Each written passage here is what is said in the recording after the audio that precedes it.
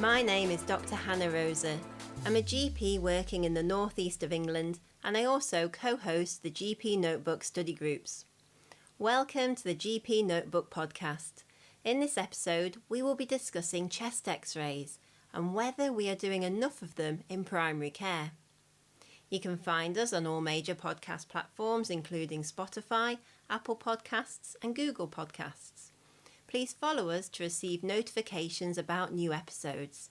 And if you like what you hear, please consider leaving a review to help other listeners find us. You can also follow us on X at GPnotebook for more information about new podcast episodes and study groups. Finally, you can visit GPnotebook.com for podcast episode show notes and to find out more about upcoming study group meetings. Now, let's get started.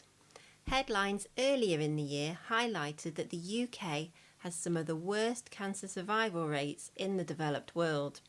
And I was shocked when researching this topic to learn that lung cancer survival has not shown much improvement in the last 50 years in the UK, and it is the most common cause of cancer death.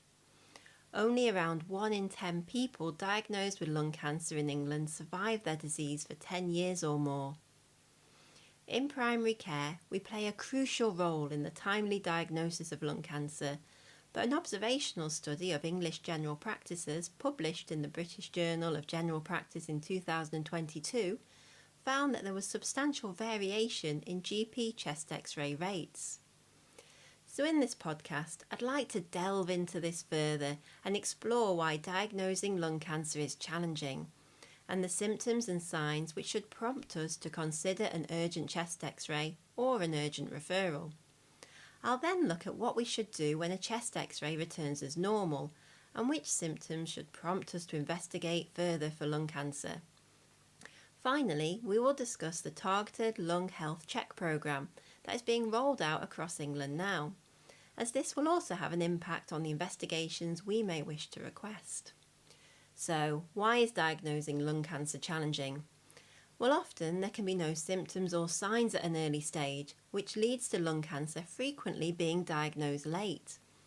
Also, when there are symptoms, people frequently mistake them as being due to other problems, such as an infection or the long-term effects from smoking. Now, I don't know about you, but when a patient comes in with respiratory symptoms and I learn that they have never smoked, I instantly feel more reassured. And it is true that more than 60% of lung cancers are caused by smoking. However, it is worth noting that up to a quarter of lung cancers are diagnosed in people who have never smoked. Other risk factors include asbestos, silica, diesel exhaust fumes, air pollution, and exposure to radon gas, with a massive 79% of lung cancer cases in the UK being preventable. Another fact that I think it's worth bearing in mind is that research reviewing lung cancer cases found that about a third of patients presented 3 times or more before being referred onwards. Personally, this statement always reminds me of an elderly lady who was seen many times in relation to her alcohol misuse and anxiety. When she entered the consultation room, she did always seem to be short of breath, but she would just brush this aside, saying that it was related to her anxiety only. She prided herself on the fact that she'd never smoked, so she felt that it couldn't possibly be due to anything more serious. After some convincing over a few appointments, she agreed to go for a chest x-ray, and you can guess where this case is unfortunately heading. She was diagnosed with lung cancer. So clearly dyspnea is one way that lung cancer can present. But let's now have a look in more detail at other possible presenting symptoms. In a case control study published in 2009, hemoptysis was the symptom which conferred the highest risk of lung cancer, with a positive predictive value of 2.4%. Because of this, NICE advises that if a patient over 40 presents with unexplained hemoptysis, then we should urgently refer them for a 2-week wait appointment without waiting for a chest x-ray result. However, another study of primary care patients with lung cancer showed that hemoptysis was present only in 3.8% of patients. So the symptom most likely to result in a lung cancer diagnosis was rarely present early on. Cough and dyspnea are more common presenting symptoms for lung cancer, but because of their ubiquity, their respective positive predictive values are low, as there are so many other common causes for coughs and shortness of breath. Looking at the NICE guidelines, we are advised to offer an urgent chest X-ray to assess for lung cancer or mesothelioma in patients over 40 if they have 2 or more of the following unexplained symptoms, or if they have ever smoked or been exposed to asbestos if they have 1 or more of the following unexplained symptoms. The symptoms being cough, fatigue, shortness of breath, chest pain, weight loss and appetite loss. I'd just like to highlight here 2 of these symptoms where we in primary care may not have doing a chest X-ray on our radars. If a patient over 40 and an ex-smoker comes to see you with either unexplained fatigue or unexplained appetite loss, then we should be offering them an urgent chest X-ray. And interestingly, both of these symptoms have been shown to have higher positive predictive values for lung cancer than having a cough.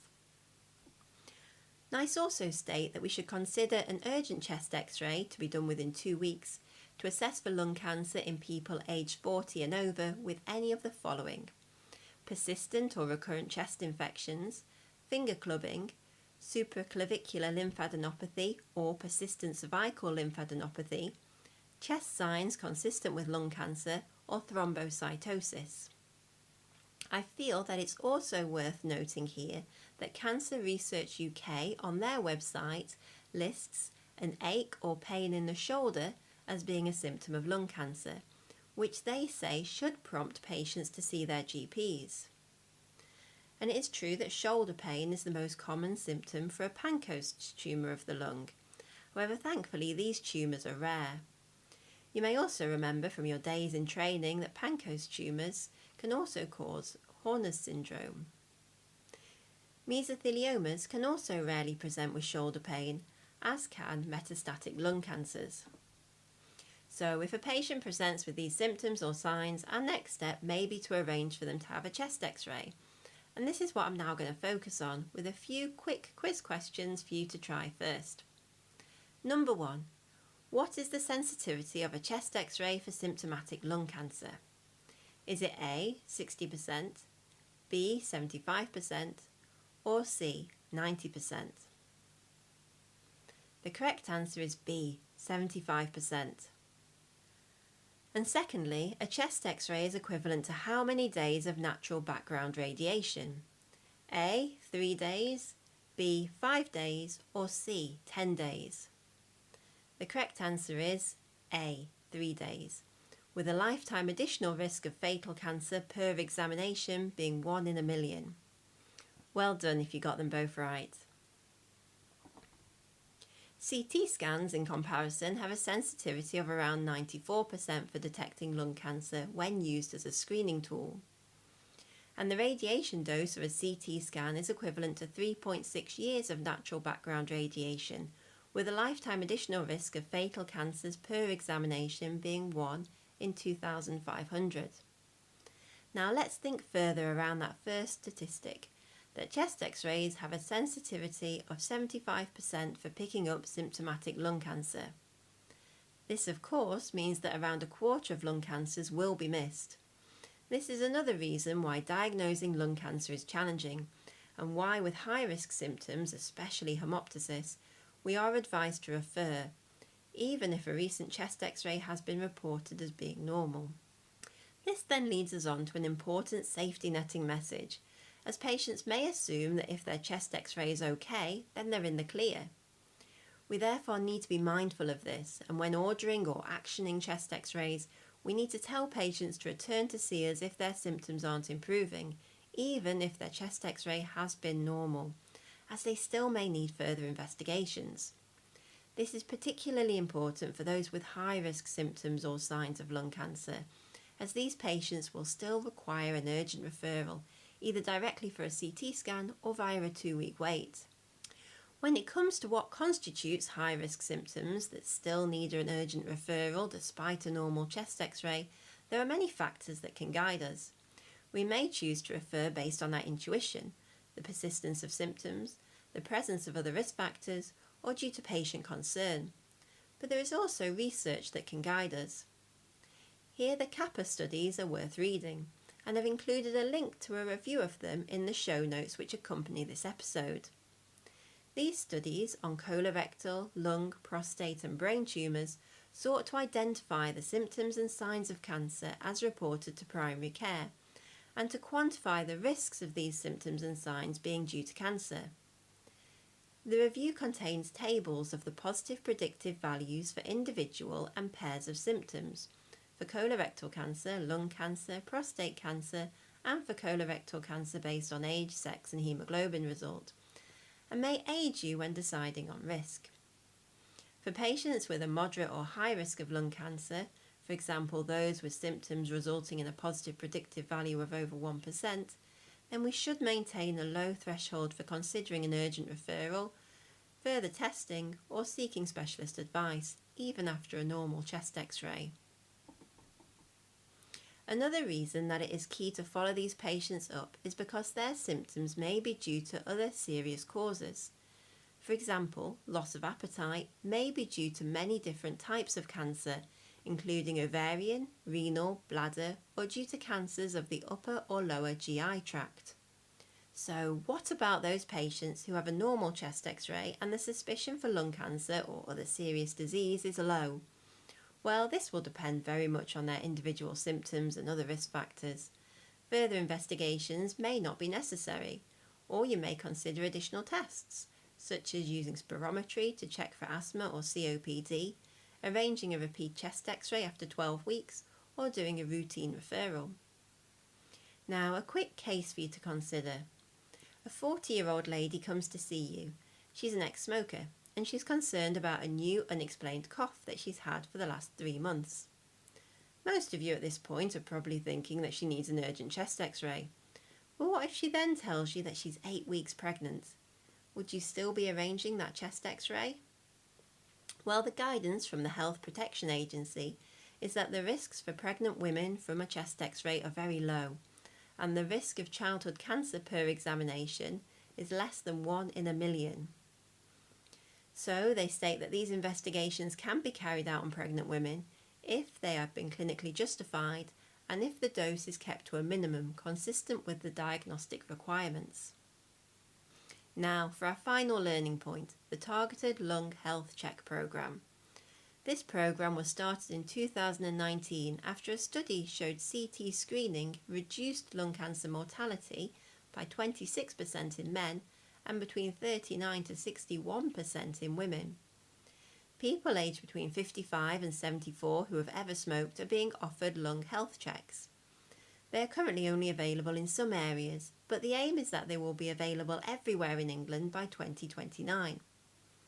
At a lung health check, a health professional asks a person about their health and lifestyle. There are then 3 possible outcomes: no further action, a referral to their GP, or being offered a low-dose CT scan. The programme aims to improve rates of lung cancer diagnosis at an earlier stage, when it is much more treatable, and early figures are showing very promising results, with around 76% of lung cancers picked up through these checks being at stage 1 or 2. Other cancers, including breast and kidney cancer, have also been picked up through this programme. It's worth keeping a note of when these checks are happening where you work, as if a patient with potential lung cancer symptoms has recently had a low-dose CT chest scan, then this will likely influence your management. So to round up this podcast, I thought that we'd finish with a final true or false quiz. Number 1. Up to a quarter of lung cancers are diagnosed in people who have never smoked. True or false? The answer is true. Question 2. A patient over 40 presenting with unexplained hemoptysis should have a chest x-ray and then be reviewed again in primary care. The answer is false. This patient warrants a 2-week wait referral. Don't wait for a chest x-ray. And lastly, question 3. An urgent chest x-ray should be considered for people aged 40 and over with persistent cervical lymphadenopathy. The answer is true. How did you do? Thank you all for listening. I hope you found this podcast helpful. Please do have a look at the show notes that accompany this episode at GPnotebook.com, and we'd be very grateful if you would consider following the podcast and leaving us a review on your favourite podcast platform. Feel free to get in touch via social media at GPnotebook or email support@GPnotebook.com if you have any questions, comments or ideas for future podcasts. You should also visit us at GPnotebook.com to register for our virtual GP Notebook study groups and to download free shortcuts to help improve the lives of our patients in primary care. Right, I'm off to design a happy 55th birthday card which contains the message, "Hooray! You may now be entitled to a targeted lung health check." It's a definite gap in the market. Goodbye.